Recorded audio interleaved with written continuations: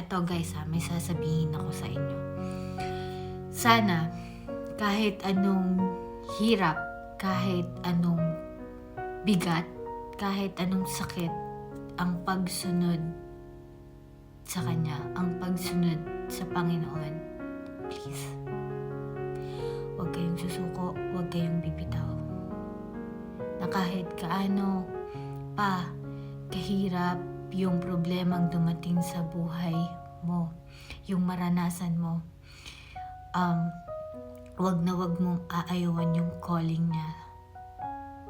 niya sa life mo. Wag kang titigil sa ginagawa mo. Magtiwala ka lang palagi sa Kanya.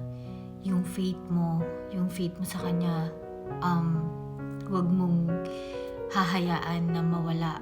Like, palagi mo lang ipagpe-pray sa Kanya yan. Kasi, hindi ka naman niya pababayaan eh. Palagi mo tatandaan na God is with you. God is with us. Okay? Kahit napakiramdam mo yung mga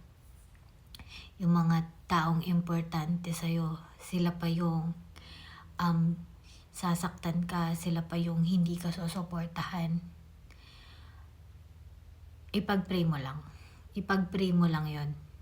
Like, God will never fail you. Walang imposible sa Kanya. Lahat yan kaya niyang gawing posible. Okay? Basta magkaroon ka lang ng faith sa Kanya. Hindi ka niya pababayaan.